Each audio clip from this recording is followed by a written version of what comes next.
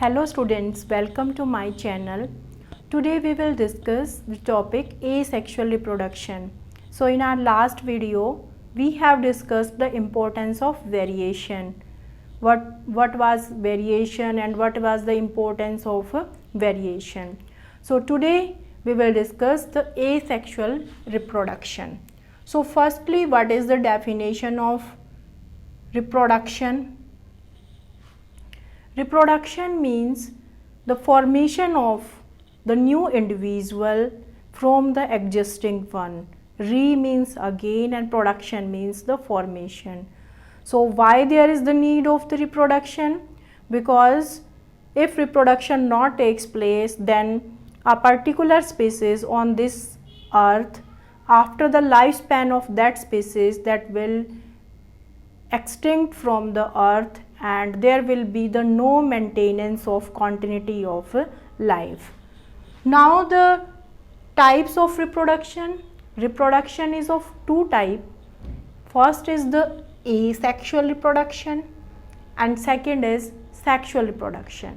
So firstly, what is asexual reproduction? Asexual reproduction, it is a type of reproduction in which only single parent is required. So the formation of new individual from the single parent, that is asexual reproduction. So because only the one parent is required, so it is also known as uniparental reproduction. Uni means single and parental means parent. So only the single parent is required. In our last video, I told you there are the two types of cell division. First is the mitosis cell division and second is the meiotic. So this mitotic cell division takes place in case of asexual reproduction, but in case of sexual reproduction, meiotic division takes place to form the gametes. So why only the mitotic division takes place? Because the chromosome number remains same in the new individual, and if it is coming from the same parent, तो वहाँ पर there is the no requirement of the formation of the gamete, क्योंकि जो gamete बनेंगे उन्हीं के अंदर क्या होगी, मियोसिस होगी, बिकॉज वहाँ पर दो गैमीट फ्यूज़ करेंगे. Suppose one gamete that is coming from the father, that is from the mother and that is from the father. अगर हम इसमें क्रोमोसोम नंबर हाफ नहीं करें गैमीट्स के अंदर, तो हर एक जनरेशन में जो क्रोमोसोम नंबर हैं वो इंक्रीज़ हो जाएंगे. सपोज़ मैं बात करूं कि in case of mother 46 chromosome, in case of father 46, तो अगर हम इनको कंबाइन करेंगे तो टोटल जो है वो 92 क्रोमोसोम हो जाएंगे अगली जनरेशन में. फिर आगे उनके गैमीट बनेंगे, उनकी के जो क्रोमोसोम नंबर हैं वो भी इंक्रीज़ हो जाएंगे.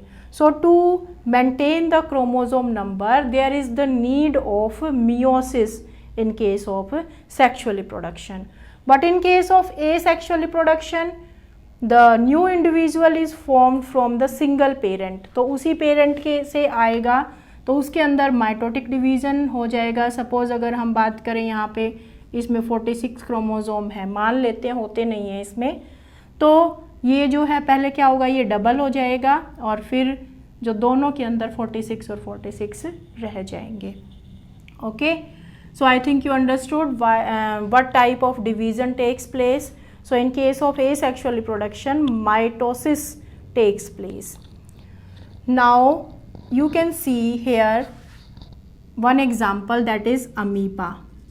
So amoeba, it is a protozoan and it is a unicellular organism. Amoeba का एग्जाम्पल आप लोअर क्लासेस से लेते आ रहे हो, तो ये एक यूनिसेलुलर ऑर्गेनिज्म है. अगर इसके अंदर दो अमीबा बनेंगे तो इसको हम बोल सकते हैं सेल डिवीज़न, और उस सेल डिवीज़न से दो अमीबा जो है बन गए, and these are also known as the daughter individual.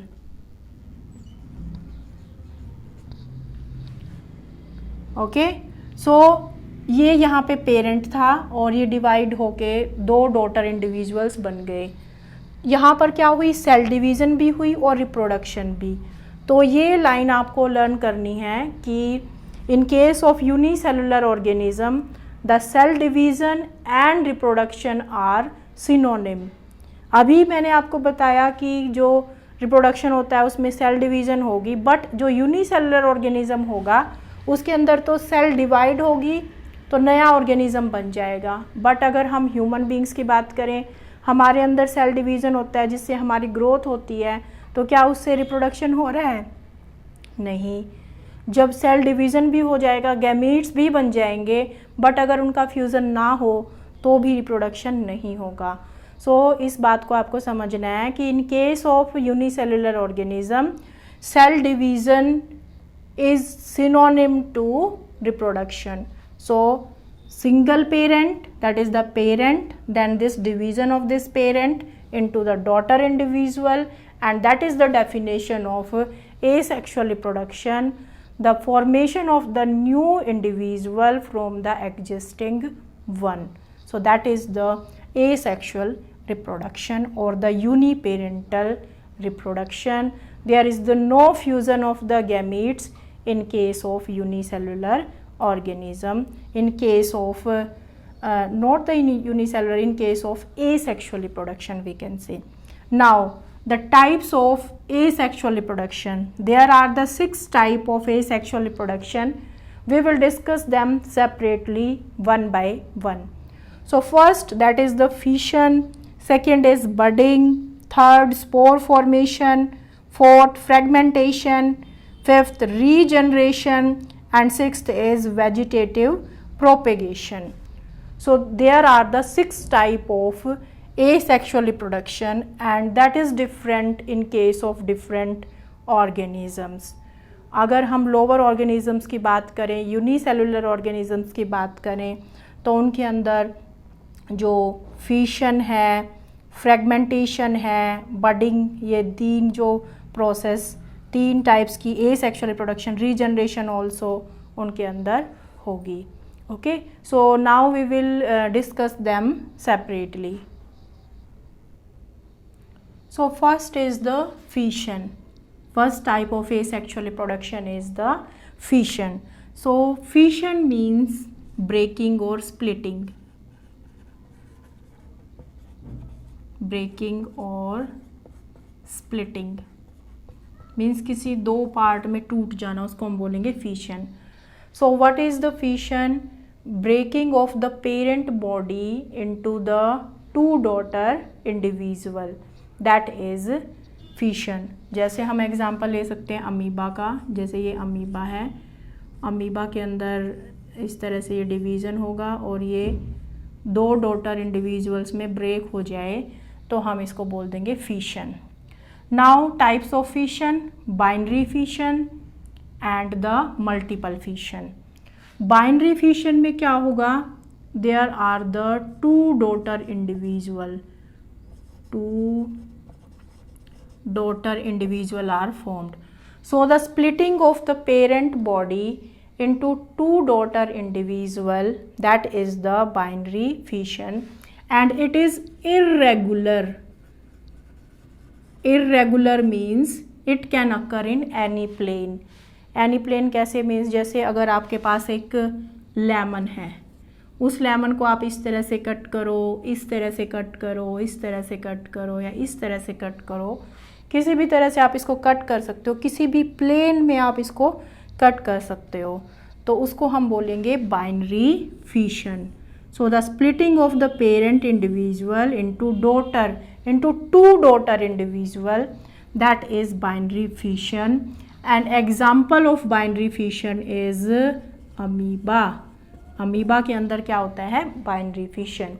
ये एग्जाम्पल्स भी बहुत इंपॉर्टेंट है. आपके एग्जाम्पल के बेस पे भी आपसे ये क्वेश्चन पूछ सकते हैं कि describe the type of asexual reproduction in amoeba.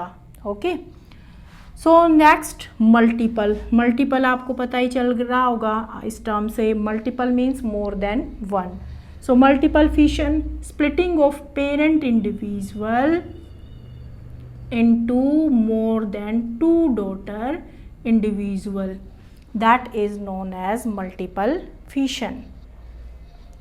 Multiple fission जो है वो किसके अंदर होता है? Plasmodium. I think you can remind it what is plasmodium. This plasmodium, it is a protozoan like amoeba. This plasmodium is also a protozoan and it cause the malaria in case of a human being. आपने नाम सुना होगा, mosquito malaria कोज करता है, but mosquito तो एक vector है, वो तो इस पैरासाइट को लेके जाता है। So this parasite cause malaria in case of human being. Okay, and in this plasmodium multiple fission takes place. So now understand what is multiple fission. क्या होगा? सपोज जैसे ये एक मलेरियल पैरासाइट है, इसके अंदर एक न्यूक्लियस है, तो इसके अराउंड बाहर कुछ हार्ड सी लेयर बनेगी, जिन लेयर्स को हम बोलेंगे सिस्ट वॉल। और फिर इसके अंदर एक न्यूक्लियस से दो न्यूक्लियस, दो से चार, बहुत सारे न्यूक्लियस डिवाइड करना शुरू कर देंगे और साइटोप्लाज्म अभी डिवाइड नहीं करेगा। तो ये जो न्यूक्लियर डिवीज़न है, इसको हम, न्यूक्लियस के डिवीज़न को हम बोलते हैं कैरियोकाइनेसिस। क्या बोलेंगे? कैरियोकाइनेसिस। और जो साइटोप्लाज्म की जो डिवीज़न होती है उसको हम बोलते हैं साइटोकाइनेसिस।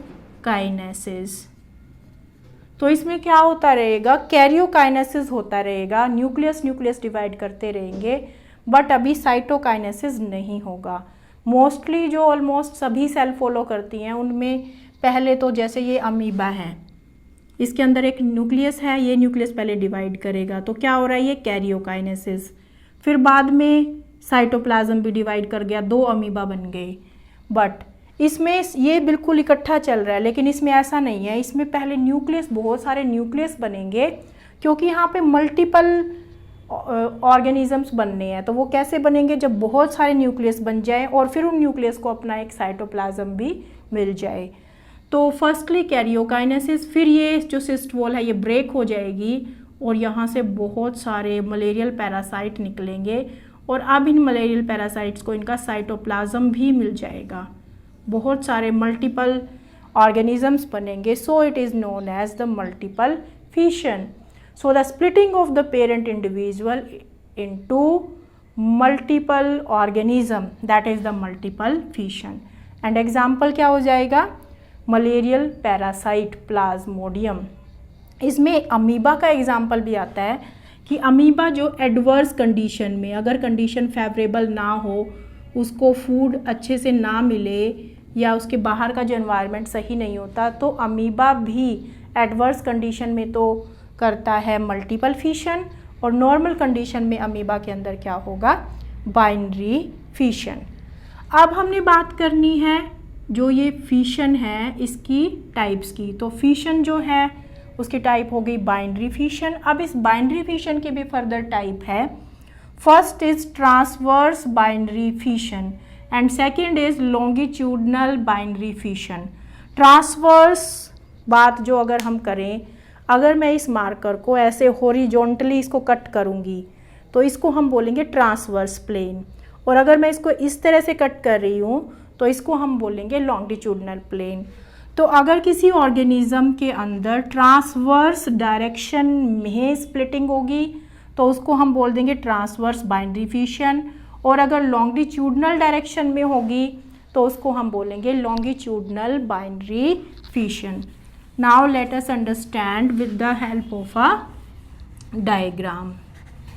आप अभी देखोगे कि जो ट्रांसवर्स और लॉन्गिट्यूडनल बाइनरी फिशन किस तरह से होगा। ट्रांसवर्स में हम एग्जाम्पल ले सकते हैं पैरामीशियम का।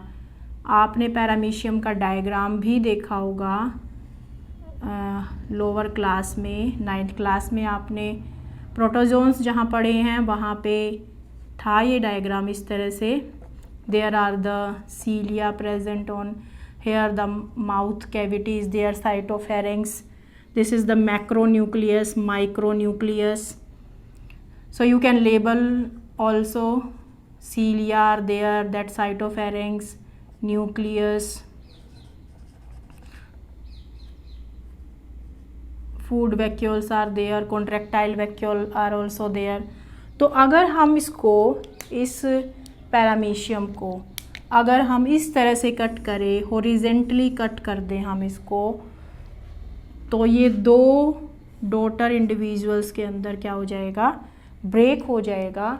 तो इस टाइप के फिशन को हम बोलेंगे ट्रांसवर्स बाइनरी फिशन. मतलब अब इससे दो पैरामीशियम बनेंगे इस तरह से, एक पैरामीशियम इधर, एक पैरामीशियम इधर. तो there is the formation of the two paramecium, and this type of asexual reproduction is transverse binary fission.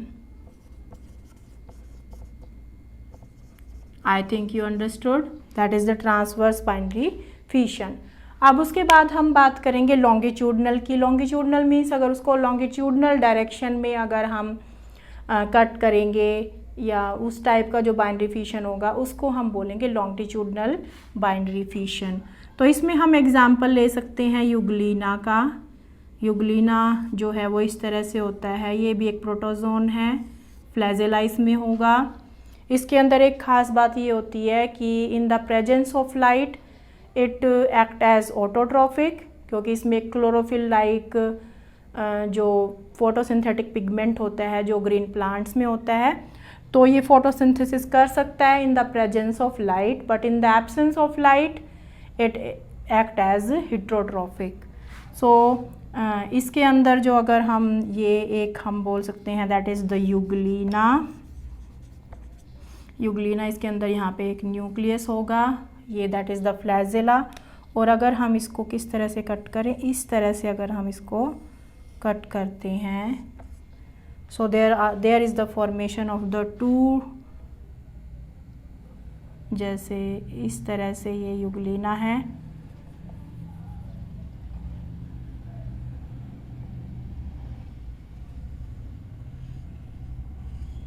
तो दो यूग्लिना इसमें फाइनली बन जाएंगे and that is known as longitudinal binary fission. तो अगर इस प्लेन में होगा तो उसको हम बोल देंगे लॉन्गिट्यूडनल बाइनरी फिशन. तो इसमें एग्जाम्पल ही आपसे पूछे जाते हैं मोस्टली कि give example of transverse binary fission, give example of binary fission, तो वो याद रखने हैं आपको. And one example is also there that is the leishmania.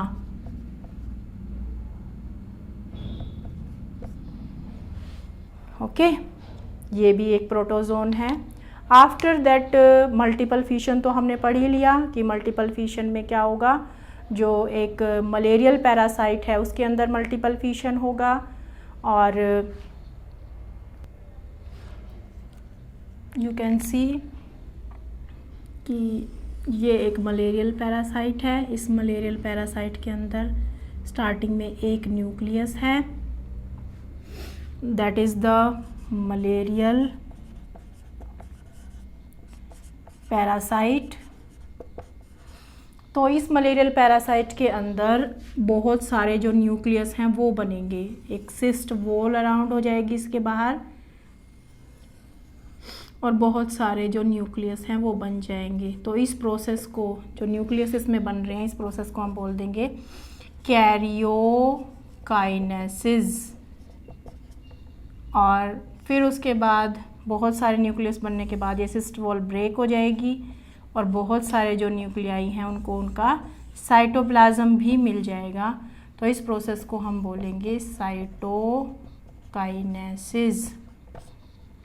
Okay, तो कैसे मल्टीपल न्यूक्लियस बनते हैं मलेरियल पैरासाइट में, because there is firstly there is the karyokinesis and no cytokinesis along with the formation of the second nucleus.